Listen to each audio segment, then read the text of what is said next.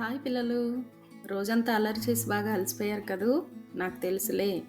ఈరోజు నేను మీకంటే నాకంటే బాగా అల్లరి చేసే ఒక అల్లరి పిల్లాడి గురించి చెప్పాలనుకుంటున్నాను.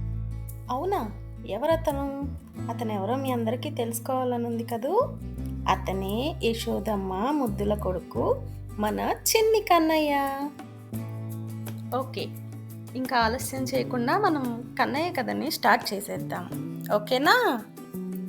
బృందావనంలో సూర్యుడు మెల్లగా ఉదయించాడు. పక్షులు కిలకిలమని పాడుతూ ఉన్నాయి. గోవులు మేత మేస్తూ ఉన్నాయి. అందరూ తమ రోజుని వారి వారి పనులు చేసుకుంటూ ప్రారంభించారు. ఆ అందమైన ఉదయం మన కన్నయ్య కూడా ఆడుకుంటూ ఉన్నాడు. చూసారా, మన చిన్ని కన్నయ్య నీలం రంగులో చిలిపి చూపుతో నెమలి పింఛాన్ని ధరించి పూల మధ్యలో సీతాకోక చిలుకలతో ఆడుకుంటూ ఉన్నాడు. అప్పుడే మన కన్నయ్య చూపు పక్కింట్లో ఉట్టిపై వేలాడుతూ ఉన్న వెన్నకుండపై పడింది. ఇంకేముంది, వెన్న చూడగానే కృష్ణుడికి ఆకలి మొదలైపోతుంది కదా.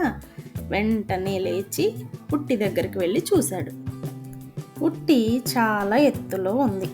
చిన్ని కృష్ణుడు నెమ్మదిగా వెళ్ళి ఒక చిన్న స్టూల్ తీసుకొచ్చి ఆ స్టూల్ పైకి ఎక్కి కష్టపడి వెన్న కుండను పగలకొట్టి ఒక చిన్న గిన్నెలోకి ఆ వెన్నను తీసుకున్నాడు.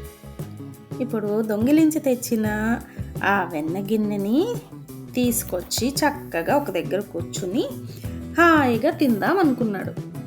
కృష్ణుడు మళ్ళీ వెన్న దొంగిలించి తెచ్చి తింటున్నాడు అన్న విషయం గోపికలు కనిపెట్టేశారు.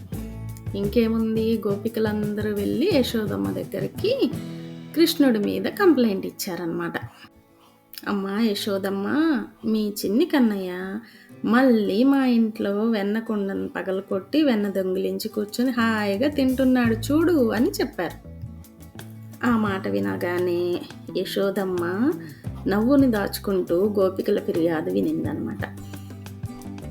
వాళ్ళ కంప్లైంట్ విని, అవునా, మళ్ళీ వెన్న దొంగిలించాడా, ఎక్కడున్నాడు కృష్ణుడు, కృష్ణ కృష్ణ అని పిలుచుకుంటూ వెళ్ళింది. కృష్ణుడు నవ్వుకుంటూ వెన్న గిన్నె పట్టుకుని పారిపోయాడు. అమ్మ కృష్ణుని వెనకాల పరిగెట్టింది. మన కృష్ణుడు అంత తేలికగా దొరుకుతాడా?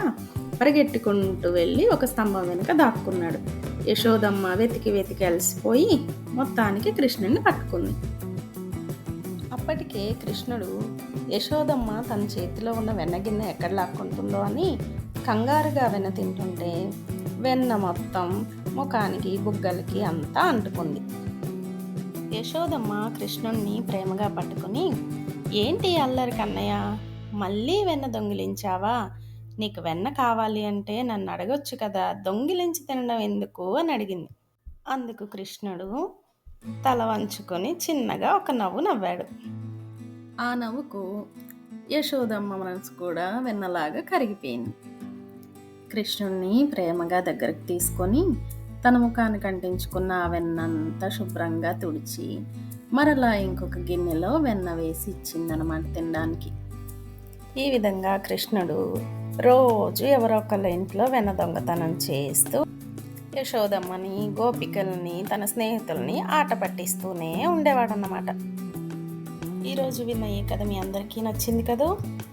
ఇలాంటి కథలు రోజు వినాలి అంటే మన తెలుగు కథలు ఛానల్ని లైక్ చేయండి, షేర్ చేయండి మరియు సబ్స్క్రైబ్ చేయండి. Thanks for watching.